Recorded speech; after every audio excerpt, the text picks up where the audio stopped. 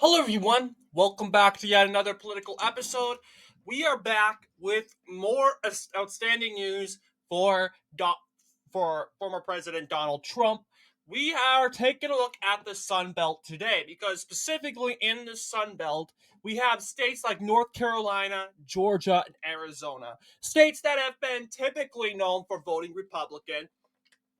These states specifically are in the eyes of going to Donald Trump because we got the GOP going door to door, giving, as you know, voters ballots and helping them, as you know, helping them through the process of getting voting early. For example, the GOP, I want to believe I've seen a tweet from the GOP saying that you know what the Republicans are 100,000 said doors ahead compared to Democrats going door to door in Maricopa County, which is amazing that Republicans are going door to door to door to door, and the Democrats will go ahead and they say, "Oh, they're panicking." Well, the Democrats shouldn't be laughing about this. I wouldn't be laughing about this if I was a Democrat because this is exactly what the Democrats created. They have realized, oh shoot, the Democrats are more mobilized than ever, so they are taking the advantage of early voting. You'll see more and more Republicans are early voting more than 2020 and 2022 combined. That's going to create some sort of problems for Harris because in order for Kamala Harris to win, she just doesn't need a demographical advantage. She needs to get those early votes. As you know, that's key to flipping Pennsylvania and Arizona. But it seems that Arizonans specifically are now aware that, you know what, we cannot trust the Maricopa County ballot system. We are going to go ahead and vote early, and that's what I ultimately encourage. I've heard some complaints in Tucson. I don't know if it's going on in Tucson, but Maricopa County is regardless a priority. So we're going to take a look at the said states of North Carolina, Georgia, and Arizona. North Carolina, we looked at. This is the third time we're looking at North Carolina. We're going to take a look and update ourselves with the daily polls. Yes, it hasn't really changed much. So we're going to go ahead and look at North Carolina. That said, we are just going to go ahead and keep our prediction uh, for the said average. This is what I think the average is saying. Yeah, nothing changes from last night's projection, but yes, we this is the same result here. 24 counties for Kamala Harris in the state of North Carolina. Meanwhile, Donald Trump wins the state, carrying the bulk of the state. And this is pretty much Republicans can lose every single county with major cities. Like Mecklenburg County, a county that carries Charlotte, as well as New Hanover County, a county that carries Wilmington. Okay, so seems Democrats have an advantage. But hey, you know what? There are some counties in North Carolina that are extendingly Republican. Okay, they are indeed. Well, okay, 26 counties. I forgot to count these two, but there are some counties in North Carolina that have a good population. Like a lot of these counties in red do have a good extending population here. Let's see if we can pull up a map here of north most populated counties in North Carolina. I don't want to say Virginia, but North Carolina. Okay, and interestingly enough, you'll see. I wish there's yeah, the counties in dark red are the most populated. You'll see, oh, Democrats should have some sort of advantage because they have Mecklenburg County, okay? They have Mecklenburg. They have Wake County, which is that's where Raleigh is, after all. And then there's this county right over here. I don't know the name, but there is a county, a city, major city there. Um let's see. Carolina counties. Here's a better Wikipedia map. So yeah, big population over here. So yes, Democrats are polling and carrying the counties with extraordinary populations, except for the Black Belt right here, which is just rural, as you should know. But like I said, doesn't really matter here. It does, kinda, because look at, you have a lot of red over here in the east, and as well as just everywhere here. If Republicans, as you know, do well of carrying these said counties in this said red here, they will very much well win the state. They don't necessarily have to win these major big cities. Yes, they have to kind of break the line and prevent a certain amount of votes. Like, we don't want to have Mecklenburg go to 80%. If Mecklenburg County goes to 80%, then Republicans lose North Carolina. But we keep it down in 60% range. We are guaranteed to win the state. That's how it probably goes. Same thing with the state of Georgia. Now, Georgia is a state with very similar to North Carolina. However, it's much more difficult because, as you can see here, because of Atlanta, you'll see, due to the said county projection map, you'll see, look at all these counties in red. Uh, I don't know why Cobb County is whiter, but Cobb is a county with a lot of people. But yes, here's Fulton County and counties surrounding it, like Douglas, Cobb, Gwinnett. All these counties here, they're in dark red, okay? And we already know that Democrats already pick up the Atlanta metro, like Fulton County, Cobb County, Douglas County. We got uh, this county right here. Forgot blanking on the name. Clayton County, Rockdale. These counties right here. So they're guaranteed to pick up this. Some say, oh, Cobb is compatible. Yeah, if we win Cobb, then we win the state. It's pretty much that said or done. But we don't necessarily have to win these counties. We just want to prevent, like, Fulton County from getting over 70% for Democrats. And if we keep Fulton County down, like, in the lower 70s, or better yet, just in the 60s, then we win Georgia. That's how it wins. This isn't like an electoral college, okay, where electors get to elect the president. No, this is a actual popular vote set election.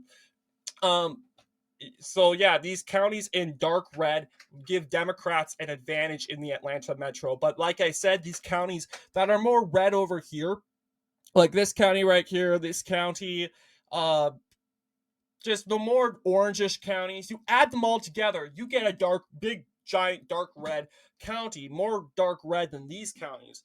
But really, this is the heat. Is this a heat map? No, I think this is the population map. Population. This should be okay. I think this is the heat. Is it heat? Weird. But yes. I think this is population, honestly, because you take a look, because it's not just the Atlanta metro that benefits Democrats. It's also other areas like Macon here in Bibb County, Savannah, Georgia in said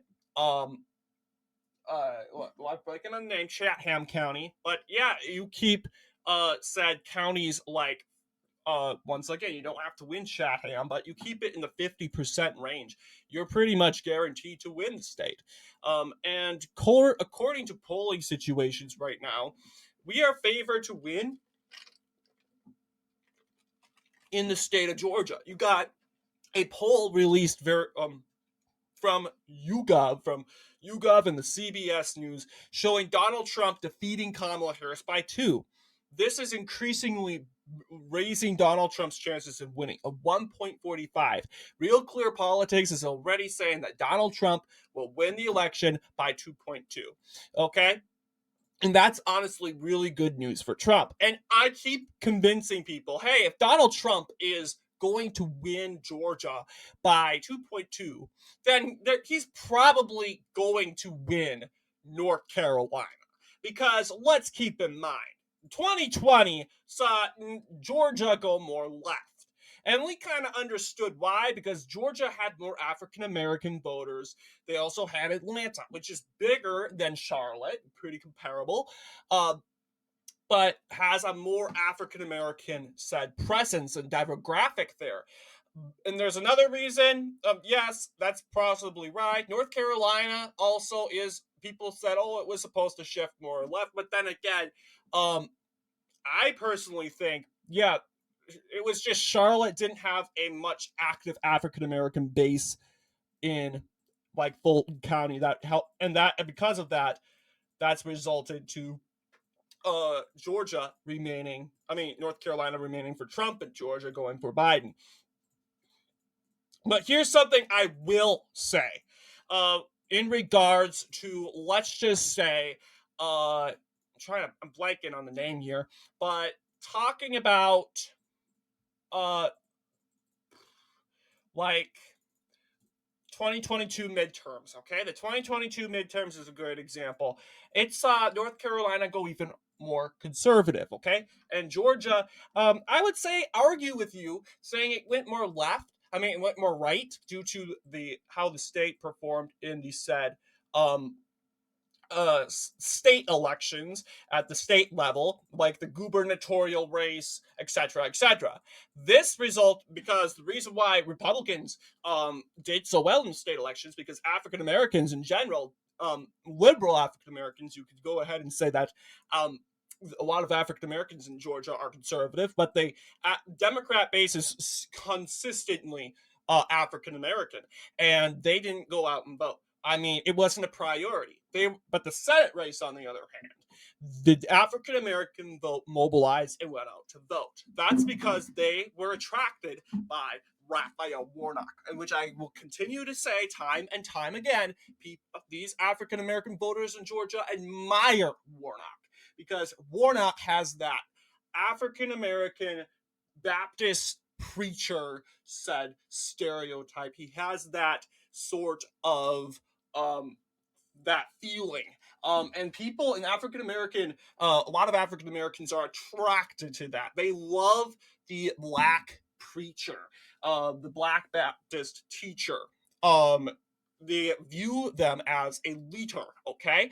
And that resulted to Warnock really getting a benefit in getting votes. They really looked up to Warnock, and that got a lot of African American voters really didn't have a reason to vote against Herschel Walker because Herschel Walker was more known than Raphael Warnock. Meanwhile, Herschel Walker was a football player in the NFL, and Raphael Warnock was a preacher in Atlanta in a local church. And you would think, oh, Herschel Walker, name recognition. Well, Raphael Warnock, people were drawn to him in his first 2 years in the Senate as a leader and just someone to look up to. And that resulted to him defeating Herschel Walker, who I believe ran a clumsy campaign, didn't know how to run a campaign, and in the end resulted to Raphael Warnock winning the election. So like I said, Georgia and North Carolina, very similar. The thing is, you don't have to win the big populated counties like you would think Michigan and Wisconsin, sort of those. You just have to do well in your own base in order to win the state. And that's something I want Republicans not to like, oh my goodness, we got to win Atlanta. We got to win this metro. We got to win that suburb. And well, like, no, okay, let's start in our area first and work our way to that. We always have to start out small and then move into the area, the more challenging areas. The last state we're going to take a look at is going to be Arizona. And I would say this is a state, at first, I'm like, okay, there's no way we're going to win this state because the 2022 midterms, Democrats had a very good year because then again, this is a state where abortion is a very big issue. But then again, realizing not a lot of people did not get out and vote. Just the pro-abortion base of the Democrat Party, or just the pro-abortion people that really viewed abortion as a priority to go out and vote, really did vote in that said election during the midterms. That resulted to the Democrats winning the governorship. Not only that, but keeping Mark Kelly in the Senate. And when it comes to the presidential race, well, here's the reason why I'm not so concerned is we got a good chance because a lot of people are going to be out and voting. It's not going to be like the midterms because the midterms, not everyone goes out and votes. Democrats came out and voted in the midterms because they had a reason. Roe v. Wade was overturned that year and they were outraged. So they voted in the midterms. As for Republicans, other than just Joe Biden and Democrats doing a bad job, they didn't have an issue to go out and vote. Sure, there was the economy, but the economy was it's an issue like, okay, what it's a it's a fiscal issue, not much of a social issue. And those have it's just not a strong rallying concern for Republicans. So what I'm looking at here is sure, I believe the pro-abortion issue is going to be coming back. I do believe it's back thanks to Kamala Harris, but I think we can overturn and overtake the pro-abortion mob, especially because we are going to get more people out and voting on election day. And there's going to be a lot of people that don't like Kamala Harris, they don't like Donald Trump, and they just don't want to vote. Okay, we got to get those people out and voting. We also need to make sure that Jill Stein and the left-wing independents and third-party candidates do well in taking Kamala Harris votes. That will ultimately determine our abilities to win the said state. Now, if we win Arizona, Georgia, North Carolina, that doesn't give us the Electoral College. We would most likely have to win one more state, and it could be any state. It could be Nevada. It could be Wisconsin, Michigan, Pennsylvania. It could be those states. And I really ideally think Wisconsin. I would be super surprised if we ended up the election ends with us carrying not a single Rust Belt state, even though Kamala Harris has done horrible with union workers in general. I would be super surprised, and that's why I think if I had to choose a Rust Belt state, it would be Wisconsin. Wisconsin going to Donald Trump. I mean, ideally, he is probably going to win a Rust Belt state. 70-80% chance he's going to carry a Rust Belt state. I'm going to say it's Wisconsin out of the bunch. But yes, like I said, as you see, average-wise, Donald Trump leads Kamala Harris by 1 in the average. We have kind of rebounded thanks to the New York Times Siena College poll, which gave Donald Trump great momentum. Donald Trump defeating Kamala Harris in the state by 5. And then you got Donald Trump defeating Kamala Harris in the state by 4 in the second part of, or the first part of the said Siena College New York Times poll. So obviously, huge, devastating loss. And of course, it's out of the margin of error, 4.4. Sure, I get that. But that doesn't change the fact that Donald Trump is leading Kamala Harris. And not to mention, Donald Trump is an overperformer. Let's keep that in mind. 3.3, that's in the margin of error. Donald Trump's defeating Kamala Harris by 1, and I honestly think that's going to be the case. Donald Trump defeats Harris by 1 in a 3-way, not a 3-way, I think it's going to be a multi-way battle. But you take a look at these polls. Also, I want to see this is out of the margin of error. Also, Donald Trump leads Harris by 1.6. It's because of these left-wing progressive said candidates. Here, so what do you guys think about our Sun Belt prediction? It is really going well for Donald Trump. We're going door to door, getting people to vote early, and just getting people that are not registered to vote registered under the Republican and prepared to vote for Trump in November. It's going very well, and we're taking the initiative. And that's what I really wanted us to do, because the fact, let's just say, it might have went really, really, really bad for us if, let's just say, here's a positive way to think about it. Joe Biden is in the race, right? Joe Biden running is still in the race despite his horrible performance. And he tripped again in the second debate. Let's just pretend, scenario wise, Donald Trump wins a bigger victory in the second debate against Joe Biden. Alternatively, I don't think the GOP would be going door to door. I think we would be being like this, like we did in the 2022 midterms. We were like, we're going to win this with ease. And a lot of Republicans would probably think, it's okay for Republicans to recline, and it's actually Democrats going door to door and rallying votes. So, and of course, we'd be sitting here. It's not like they're not gonna care. They're probably gonna throw away the ballot. Blah blah blah. They're not motivated to vote for Sleepy Joe. So really, it could go doomsday either way. I would rather have the polls say Kamala Harris is going to win this huge victory, and Republicans taking this as